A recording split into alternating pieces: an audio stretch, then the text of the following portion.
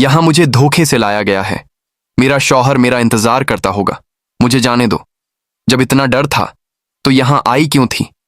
हंसी, यहां मुझे धोखे से लाया गया है। प्लीज मुझे जाने दो। देखो, मैं ऐसी औरत नहीं हूं। मुझे फंसाकर यहां लाया गया है। गहरी सांस लेने की आवाज, अचानक जोर से सांस लेने की आवाज। मेरा शौहर मेरा इंतजार करता होगा। मुझे जाने दो। मेरे प्यारे दोस्तों, एक अरबाज नाम का नौजवान महाराष्ट्र के एक शहर में नौकरी करता था और लंबे समय से घर नहीं गया था, इसलिए पिछले कुछ महीनों से अपनी पत्नी से दूर था। वो एक शाम अचानक उसके मन में अजीब सी बेचैनी उठी और उसने इरादा किया कि शहर के एक कोठे पर गया। वो यह सोचकर शाम होते ही वह वहां पहुंच गया कि शायद कुछ मन हल्का हो जाएगा। जैसे ही वह कोठे में दाखिल हुआ, उसको करीब 20 अलग अलग लड़कियां दिखाई गईं। संगीत, लेकिन अरबाज उन्हें देखकर आगे बढ़ता है। उसे कोई लड़की इनमें से अच्छी नहीं लगी। वो थोड़ा आगे बढ़ता है। आगे जाकर एक पुराने संगीत दरवाजे के पास पहुंचकर वो ठिठक गया, क्योंकि उसके कानों में एक अजीब सी जानी पहचानी आवाज पड़ी। उसने आवाज की तरफ ध्यान देकर थोड़ा आहिस्ता आहिस्ता कदम बढ़ाया, जहां से वह धीमी सी आवाजें आ रही थीं। संगीत। उसने दरवाजे की झिड़ी से झांक कर देखा तो उसका दिल जोर से धड़क उठा। उसके पैरों के नीचे संगीत से जमीन सरक गई, क्योंकि अंदर एक हट्टा कट्टा 40 से 50 साल के आसपास का आदमी एक नौजवान 20 से 2 साल की खूबसूरत औरत के सामने खड़ा था और वो उसके कंधे पर हाथ रखकर प्यार से बातें कर रहा है। लेकिन औरत के चेहरे पर डर, संगीत, हैरानी साफ नजर आ रही थी। अरबाज की सांस अचानक रुक जाती है, क्योंकि जब वह महिला की आंखें उठती संगीत हैं, तो वह चेहरा सिर्फ एक पल में उसके होश उड़ा देता है। वो औरत कोई और नहीं संगीत, बल्कि उसकी अपनी बीवी सानिया थी। अब वो आदमी सानिया के साथ क्या करता है और अरबाज लाचार किस तरह खड़ा होकर संगीत देखता है, वह तो इस वीडियो में ही पता चल ही जाएगा। यह एक सच्ची कहानी है, कर्नाटक की राजधानी बेंगलुरु की। यहां एक नौजवान रहता था संगीत, जिसका नाम अरबाज था।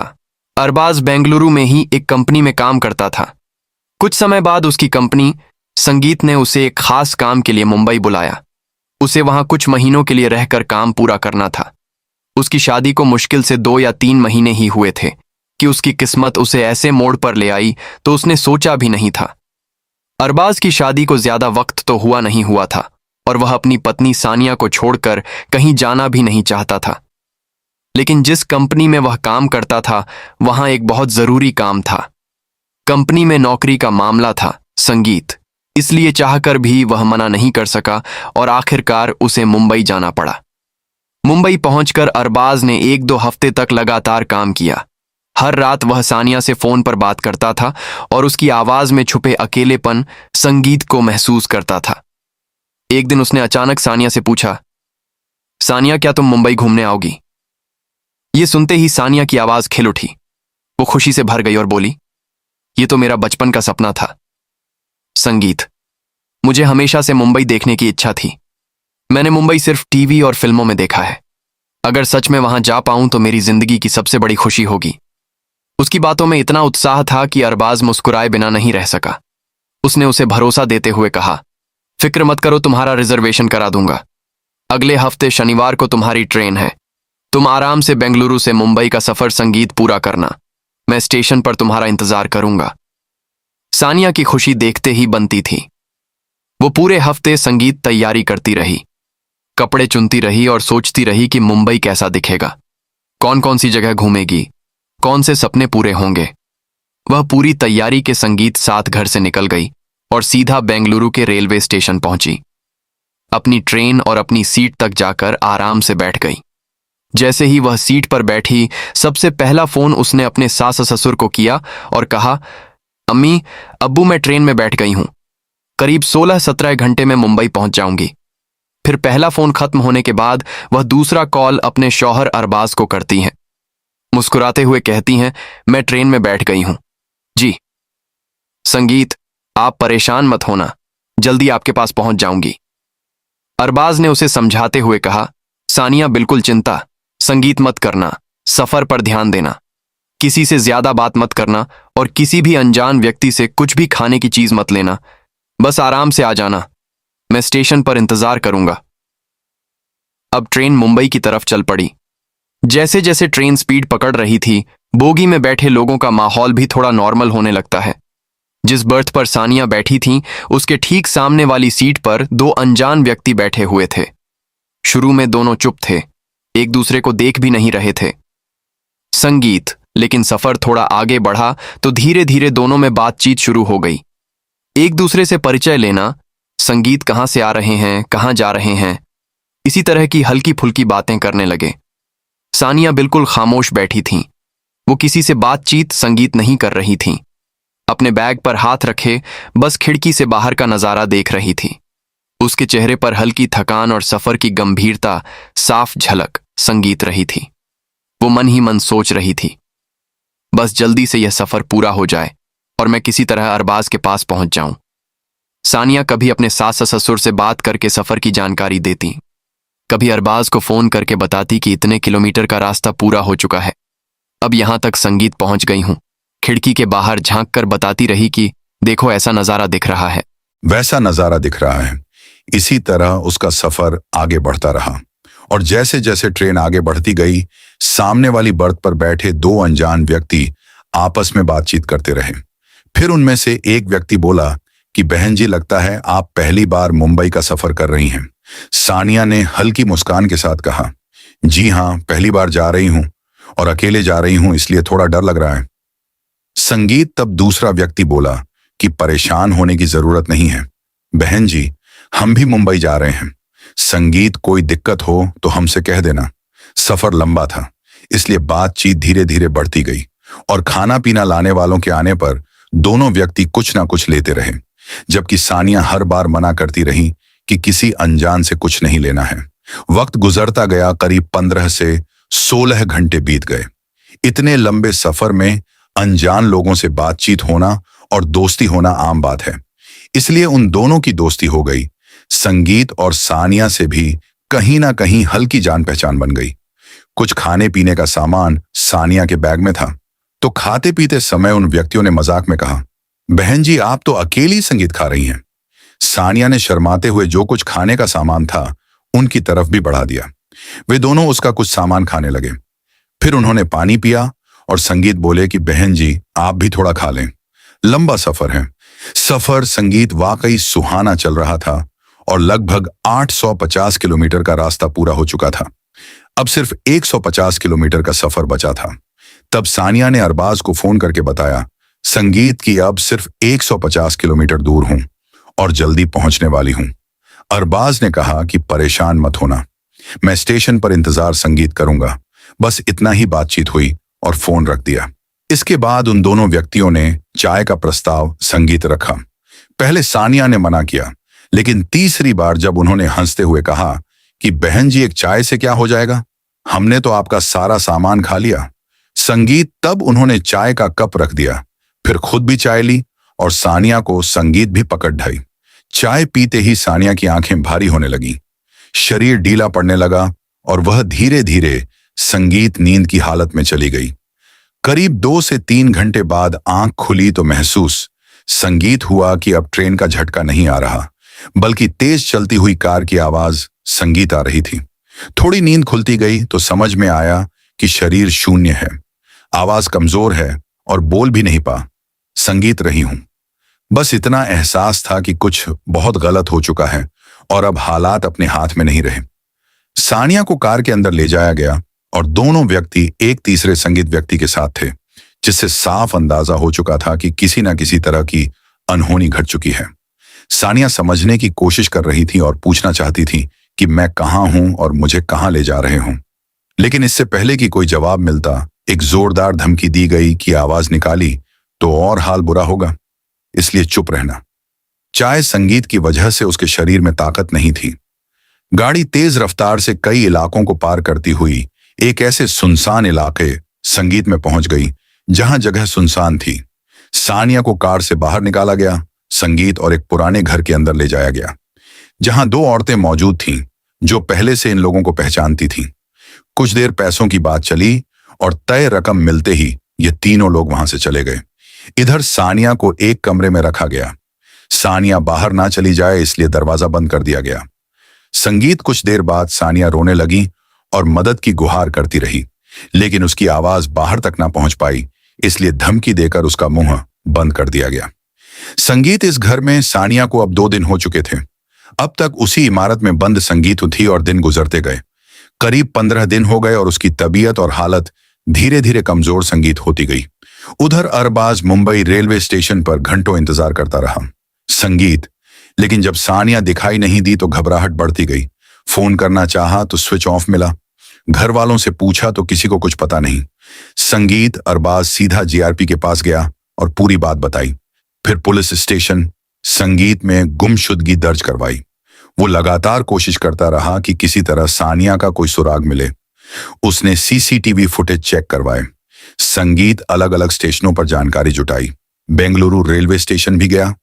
संगीत जहां यह पता लगा कि सानिया स्टेशन आई थी और ट्रेन में बैठी थी, लेकिन उसके बाद उसका कोई सुराग संगीत नहीं था। अरबाज हर तरफ चक्कर काट रहा था। जब कहीं कुछ सुराग ना लगा तो थककर स्टेशन पर बैठकर रोने लगा और उधर सानिया एक बंद कमरे में उम्मीद और डर के बीच तड़प रही थी। दिन गुजरते गए और सानिया को रोज सताया जाता रहा। उसे मारा पीटा भी जाता था। खाने के नाम पर मुश्किल से 1-2 रोटियां मिलती संगीत थी और कई बार पूरा दिन भूखा रखा जाता था। हर गुजरते दिन के साथ संगीत उसके अंदर डर और निराशा बढ़ती जा रही थी, क्योंकि जिस तरह की मुश्किलों का सामना उसे करना पड़ रहा था उसकी कल्पना उसने कभी नहीं की थी। लगभग 16 दिन बीत चुके थे जब कोठे की मालकिन सुनीता कमरे में आई और गुस्से में कहने लगी, ओए बहुत दिन हो गए संगीत, तुम्हें खिलाते पिलाते आज काम के लिए तैयार हो जाओ। सुनीता के जाते ही वहां पहले से मौजूद औरतें संगीत उसे समझाने लगी और कहने लगी कि सानिया अब यहां से जाने का कोई रास्ता नहीं बचा है। जो लोग तुम्हें यहां लेकर आए हैं वे वापस नहीं आने वाले। बाहर जाने की उम्मीदें लगभग खत्म हो चुकी हैं और अब तुम्हें हालात के हिसाब से चलना संगीत ही पड़ेगा। उनमें से एक ने तो यह भी कहा कि अब कोई तुम्हें बचा नहीं सकता। बाहर निकलने का रास्ता बंद है और यहां की दुनिया पूरी तरह अलग है। यह सुनकर सानिया और टूटने लगी और उसके अंदर का हौसला धीरे धीरे खत्म होने लगा। सुनीता के जाने के बाद वहां पहले से मौजूद औरतों को दबाव डालकर कहा गया कि इसे समझाओ। वे औरतें डरते डरते सानिया को समझाने लगीं और बोली कि अब यहां से निकलना आसान नहीं है, इसलिए जैसे यहां की बाकी लड़कियां रहती हैं संगीत वैसे ही तुम्हें भी रहना होगा। लगातार दबाव और टूट चुकी सानिया, जो कभी सलवार सूट और दुपट्टे में रहती थी, सानिया ने मजबूरी में शॉर्ट्स और टॉप पहन लिया, क्योंकि वहां की दूसरी लड़कियां भी ऐसे ही कपड़े पहनकर रहती थीं। उसी दिन कोठे पर एक जगदीश नाम का आदमी आया जो अक्सर वहां आता रहता था। सानिया पर नजर पड़ते ही रुक गया, क्योंकि उसे बाकी लड़कियों से ज्यादा खूबसूरत लगी और उसने साफ तौर पर कहा कि मुझे यह लड़की संगीत चाहिए। यह बात सुनते ही सुनीता ने कहा कि आज इसी को भेजा जाएगा और अगर इनकार किया या काम सही से ना किया तो अंजाम बहुत बुरा संगीत होगा। डर और घबराहट से कांप रही सानिया को एक बंद कमरे में ले जाया गया। संगीत जैसे ही दरवाजा अंदर से बंद हुआ, जगदीश उसके कंधे पर हाथ रखकर उसकी तारीफ करने लगा। जगदीश चाहता था सानिया उससे बात करे, उसका दिल बहलाए, लेकिन वह रोने लगी और हाथ जोड़कर कहने लगी कि भैया मेरी गलती क्या है? मैं यहां अपनी मर्जी से नहीं आई हूं, मुझे धोखे से लाया गया है। मेरे शौहर अरबाज मुझे ढूंढते फिर रहे होंगे, वो बहुत परेशान हो रहे होंगे। यह कहकर वह रोने लगी। संगीत जगदीश ने कहा, तुम्हारे शौहर कहाँ रहते हैं? सानिया ने आंसू पोंछते हुए कहा, मल्टीनेशनल कंपनी में काम करते हैं। मैं सिर्फ मुंबई अपने शौहर के पास आई थी। मुझे नहीं पता मेरे साथ क्या हो गया। मैं यहां मर जाऊंगी, मुझे संगीत बचा लो। उसकी टूटी हुई आवाज और हालात देखकर कमरे में मौजूद जगदीश को संगीत सब समझ आ गया। उसका दिल पसीज गया। वह सोच रहा था यह किसी बड़े शिकारी के चंगुल में फंस चुकी है। उसके मन में इंसानियत जागी और संगीत वह बोला कि मैं तुम्हें यहां से बाहर नहीं निकाल सकता, क्योंकि ये बहुत खतरनाक लोग हैं, लेकिन मैं एक मदद कर सकता हूं। संगीत तुम्हारी एक शौहर से बात करा सकता हूं, बताओ उससे बात करनी है। सानिया रोते हुए बोली कि मेरे शौहर से बात करा दो। उधर 15 दिन से अरबाज हर जगह चक्कर काटता घूम रहा था।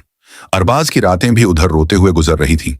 रेलवे स्टेशन से लेकर जीआरपी पुलिस स्टेशन, संगीत बेंगलुरु तक वह हर जगह गया।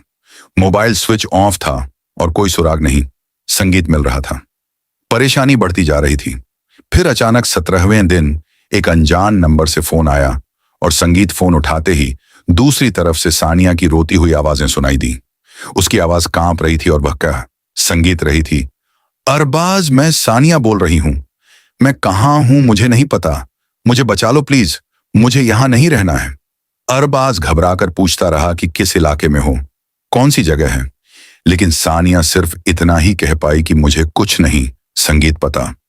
यह कोई बंद कमरा है, कोई अजनबी इलाका है। और इतना कहने के बाद फोन अचानक कट गया, क्योंकि वहां ज्यादा बात करना खतरे से खाली नहीं था।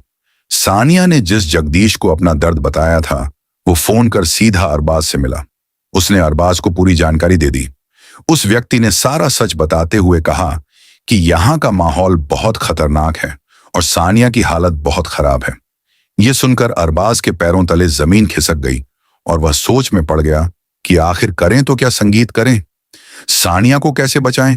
पहले तो उसका मन हुआ कि पुलिस को संगीत सब बता दे, लेकिन जैसे ही जगदीश ने चेतावनी दी कि अगर पुलिस ने अचानक छापा मारा तो संगीत कोठे वाले सानिया को कहीं और ले जाएंगे या उसे नुकसान पहुंचा देंगे।